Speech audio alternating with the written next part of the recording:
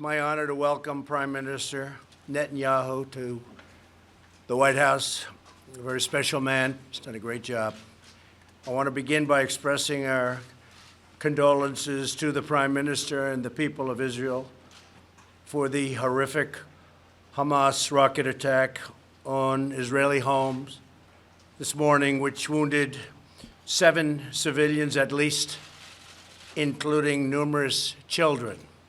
Our prayers are with our friends in Israel as they carry out an incredible way of life in the face of great terror.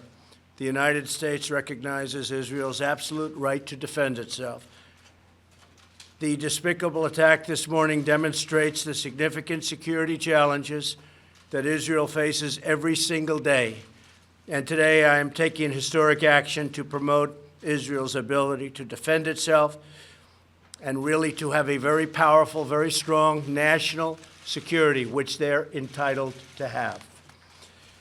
In a moment, I will sign a presidential proclamation recognizing Israel's sovereign right over the Golan Heights.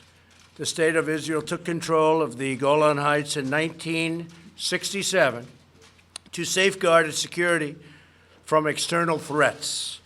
Today, aggressive action by Iran and terrorist groups in southern Syria, including Hezbollah, continue to make the Golan Heights a potential launching ground for attacks against Israel, very violent attacks. Any possible future peace agreement must account for Israel's need to defend itself from Syria, Iran, and other regional threats. We do not want to see another attack like the one suffered this morning north of Tel Aviv. In our meeting today, the Prime Minister and I will discuss these dangers, as well as several mutual priorities in the Middle East and beyond. We'll be discussing other subjects also, including trade, but we will mostly be discussing this defense and perhaps offense. Under my administration, the unbreakable alliance between the United States and Israel has never been stronger. You read things, you hear things. It's never been stronger. Just remember that. People talk, but it's only talk. Our relationship is powerful. At this moment, the American Embassy stands proudly in Jerusalem, the capital the Jewish people have established, and they've wanted the embassy for many, many years, for many decades, and frankly, through many presidents. And we got it done. Not only did we get it done, we also got it built at a slight cost saving, like about $1 billion cost saving. And I want to thank Ambassador David Friedman for the job he's done, and Jason Greenblatt and Jared and everybody. They worked so hard together, so I want to thank you all. Thank you very much, Ambassador. You enjoying it? Thank you. And you love Israel? And America. Good. And America. I was waiting for him to say that. We have defeated the caliphate in Syria. We have withdrawn from the horrible Iran nuclear deal and imposed the toughest ever sanctions, and these are by far the toughest ever on the Iranian regime. It's having a big effect. Iran is not the same country that it was when I took office. The day I took office, we had threats all over the Middle East and beyond. Iran is a much different place right now than it was. As I said during my State of the Union address, we will not avert our eyes from the dictatorship that chants death to America, death to Israel, and calls for genocide against the Jewish people. We won't let them even consider that. We will confront the poison of anti-Semitism through both our words and, maybe even more importantly, our actions. In the last century, humanity witnessed the horrific consequences of anti-Semitism and a world without a Jewish homeland. In the wake of those unthinkable horrors, the Jewish people built a mighty nation in the Holy Land, something very, very powerful, something very special and important.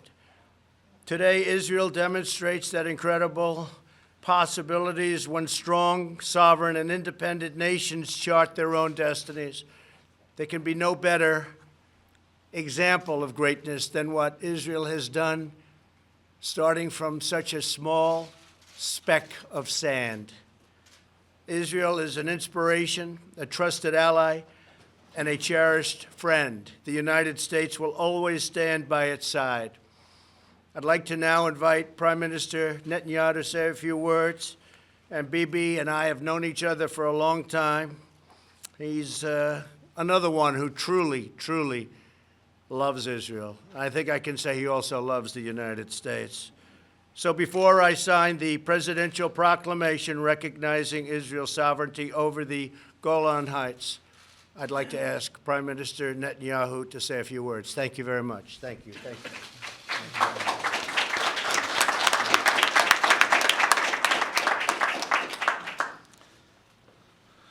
Mr. President, our dear friend Donald, you have shown consistently incredible support for Israel, for our right to self-defense. When we exercise that self-defense, you have never flinched. You've always been there, including today, and I thank you. Yesterday, a rocket was fired from Gaza, deep inside Israel. It hit a home north of Tel Aviv. It wounded 7, including 2 small children. And miraculously, no one was hurt. No one was killed. Israel will not tolerate this. I will not tolerate this. And as we speak, as I told you, Mr. President, just now, Israel is responding forcefully to this wanton aggression. I have a simple message to Israel's enemies. We will do whatever we must do to defend our people and defend our state. After this meeting, I will return home ahead of schedule to lead the people of Israel and the soldiers of Israel. But before I go, Mr. President, it was so kind of you to invite me to come here.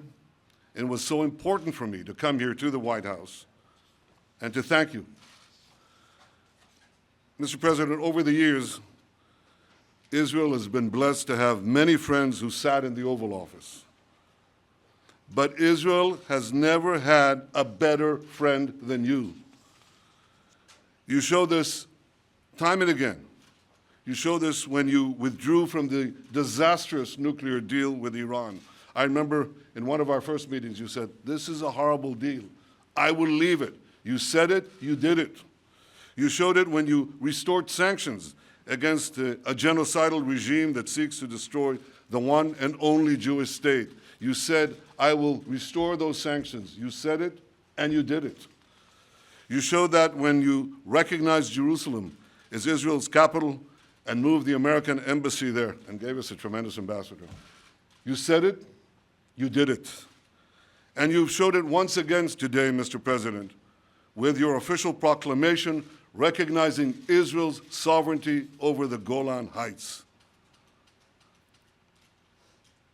Mr. President, ladies and gentlemen, this is truly a historic day.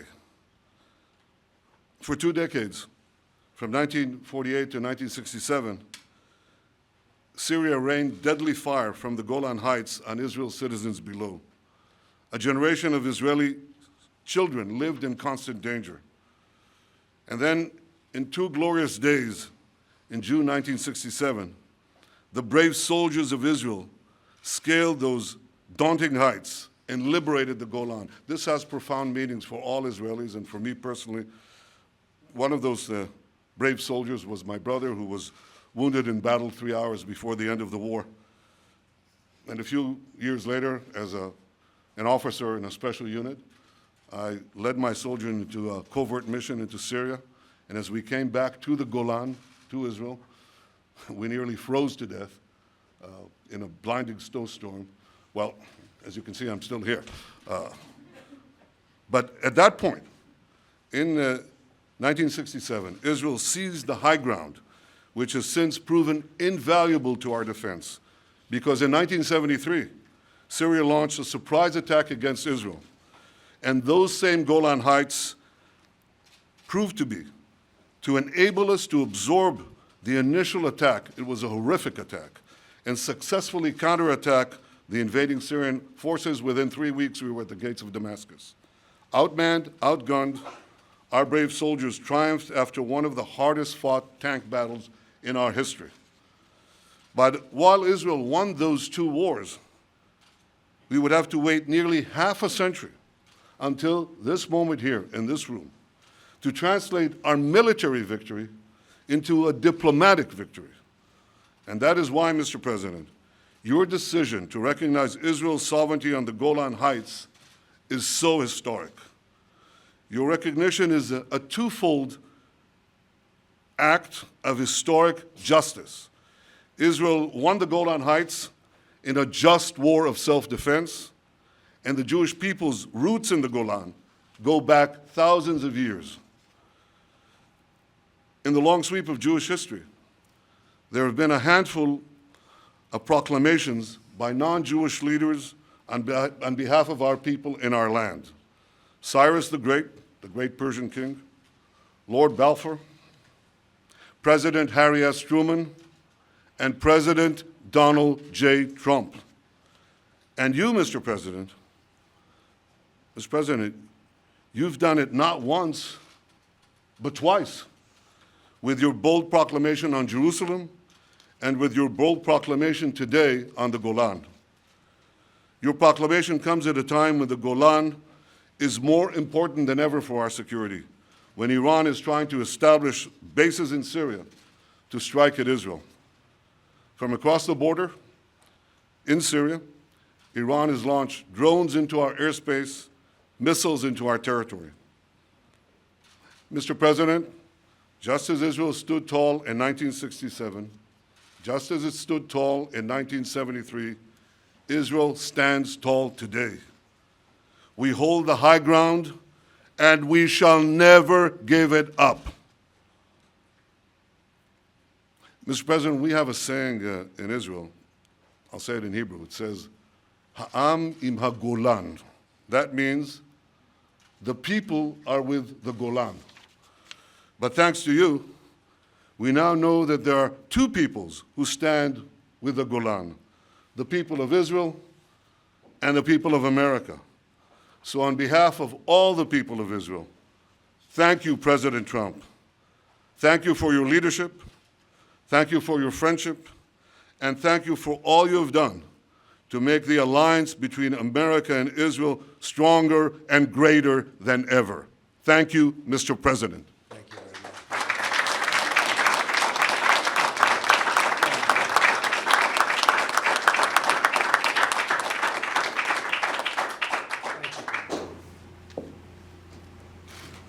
Thank you very much. That was beautiful.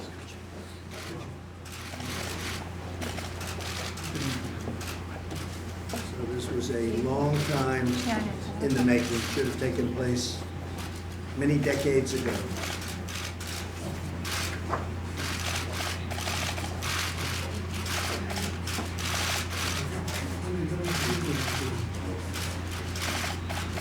Maybe you can give this to the people of Israel. Thank you.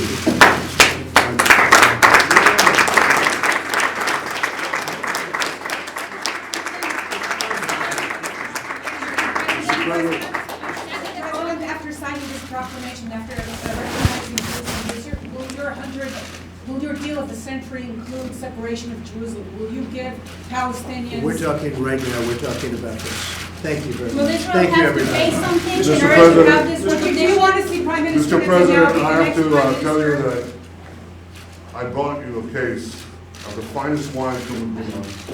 I understand you're not a great wine drinker, but could I give it to your staff? Yes. And I hope they don't open an investigation on that. Mr. President, do you want to see the Prime Minister?